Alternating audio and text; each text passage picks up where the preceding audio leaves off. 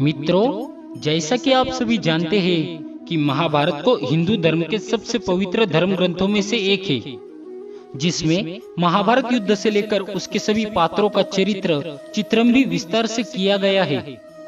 महाभारत के इन्हीं पात्रों में से एक पात्र भीष्म पितामह भी थे, जिन्हें वैसे तो धर्मपरायण माना जाता है, लेकिन फिर भी उन्होंने इस महायुद्ध में अधर्म के पक्ष का साथ दिया। उन्होंने ऐसा क्यों किया, यह भीष्म पितामह ने खुद ही बताया था।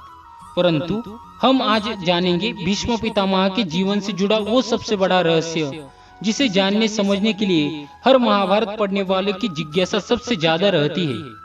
आखिर धर्म पर चलने वाले इस महान योद्धा को बाणों की शैया पर ऐसी दुखद मृत्यु क्यों हुई, क्यों करना पड़ा भीष्म को 18 दिनों तक बाणों की शैया पर अपनी मुक्ति का इंतजार। तो चलिए जानते हैं हमारी इस खास वीडियो में। नमस्कार दोस्तों, मैं अथर्व तिवारी आप सभी के सामने पुनः एक बार उपस्थित हूँ एक और नई कहानी लेकर। तो चलिए शुरू करते हैं। महाभारत में वर्णित कथा के अनुसार युद्ध के 10वें दिन ही भीष्म पितामह अर्जुन के हाथों बाणों की शैया पर पहुंच गए थे। युद्ध कई दिनों तक और चलता रहा, लेकिन भीष्म घायल अवस्था में ही उसी तरह बाणों पर बने रहे।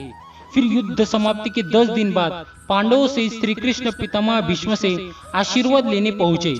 श्री कृष्ण को देख भीष्म पितामह ने उनसे पूछा, हे वासुदेव, कृपया कर मुझे बताइए कि मेरे कौन से कर्म का फल है जो मैं इस तरह 18 दिनों से बाणों की शैया पर पड़ा हुआ हूँ। पितामह की बातें सुनकर पहले तो मधुसूदन मुस्कुराए और फिर उन्हीं से प्रश्न करने लगे, पितामह, क्या आपको अपने पूर्व जन्म का ज्ञान है? इस पर पितामह ने उत्तर दिया, हाँ है। मुझे अपने 100 पूर्व जन्म का ज्ञान है कि मैंने इन 100 पूर्व जन्म में किसी का भी अहित नहीं किया। यह सुनकर श्री कृष्ण फिर मुस्कुराए और बोले, पितामह, आपने सही कहा है। 100 जन्मों में आपने कभी भी किसी को कष्ट नहीं दिया, लेकिन 101वें पूर्व जन्म में जो आपको याद नहीं, इस जन्म की तरह ही आपने भी तभी एक राजवंश में जन्म लिया था। उस जन्म में जब आप एक युवराज थे, तब एक बार आप शिकार खेलकर जंगल से निकल रहे थे। तभी आपके घोड़े के अग्रभाग पर एक करकंटा वृक्ष के नीचे से गिरा।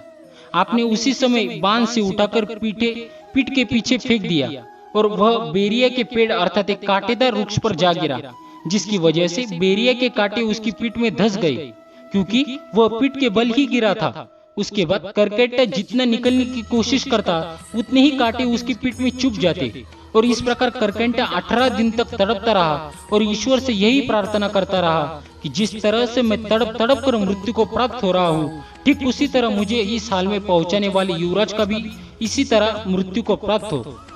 परंतु पितामह, आपके पुण्य कर्म ऐसे थे कि आपका पुनर्जन्म बारंबार राज परिवारों में ही होता रहा और उस करकंटा का श्राप अब तक यथार्थ नहीं हो पाया। इस जन्म में हस्तिनापुर के राजसभा में आपने सबके सामने द्रौपदी का चिरहरण होता रहा और आप मूक दर्शक बनकर देखते रहे। जबकि आप चाहते थे तो वह अत्याचार रोक सकते थे, आप सक्षम थे, लेकिन आपने फिर भी दुर्योधन और दुशासन को नहीं रोका। इसी कारण पितामह, आपके सारे पुण्य कर्म क्षीण हो गए और करकंटा का श्राप आप पर लागू हो गया। इसलिए हे गंगा पुत्र, जिस अवस्था में आप आज तड़प रहे हैं, यह आपके 100 जन्म पूर्व इस कृत्य का ही फल है। इस मृत्यु लोक में जन्म लेने वाले प्रत्येक मनुष्य को अपने कर्मों का फल भोगना ही पड़ता है। याद रखें कि प्रकृति सर्वोपरि है और इसका न्याय आज नहीं तो कल होकर ही रहता है।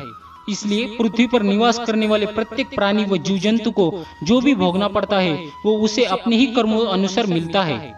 इसके अलावा महाभारत में एक और कथा प्रचलित है, जिसके अनुसार भीष्म अपने पिछले जन्म में एक वसु थे। 8 वसु भाइयों में से एक द्यू नामक वसु ने एक बार वशिष्ठ ऋषि की कामधेनु नाम की दिव्य गाय का हरण कर लिया, जिससे क्रोधित होकर वशिष्ठ ऋषि ने 8 वसुओं को मनुष्य योनि में जन्म लेने का श्राप दे दिया। ऋषि के श्राप से घबराकर वसुओं ने महर्षि वशिष्ठ जी से क्षमा के लिए प्रार्थना की, जिस पर महर्षि वशिष्ठ जी ने कहा कि द्यू को छोड़कर अन्य सारे वसु जन्म लेंगे, तुरंत बाद श्राप से मुक्त हो जाएंगे, लेकिन द्यू को अपनी करने का फल जीवन भर भोगना होगा। इसी द्यू ने अपने अगले जन्म में गंगा की कोख से देवव्रत के रूप में जन्म लिया और देवव्रत ही आगे चलकर अपनी भीषण प्रतिज्ञा के कारण भीष्म कहलाए। ऐसा माना जाता है कि प्रतिज्ञा लेने के बाद भीष्म ने हस्तिनापुर की गद्दी पर कुरुवंश का शासन बरकरार रखने के लिए कई तरह के अपराध किए थे, जो शासन के लिए तो आवश्यक थे, परंतु धर्मपरायण भीष्म पितामह के चरित्र के अनुरूप कदापि नहीं थे। उदाहरण के तौर पर सत्यवती के कहने पर ही भीष्म ने काशी नरेश की 3 पुत्रियां अम्बा, अम्बालिका और अंबिका का अपहरण किया था।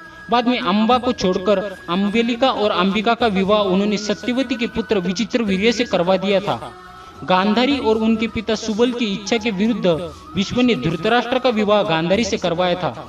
इसके बाद गांधारी ने अपने नेत्रों पर कपड़ों की पट्टी बांध ली थी। तो मित्रों, उम्मीद करता हूँ कि अब आप जान ही गए होंगे कि भीष्म पितामह को बाणों की शैया पर ऐसी मृत्यु क्यों मिली। उम्मीद है आपको आज की हमारी ये कथा पसंद आई होगी। यदि पसंद आई हो तो वीडियो को लाइक और शेयर कर दीजिए एवं कमेंट में लिख दीजिए जय श्री कृष्णा।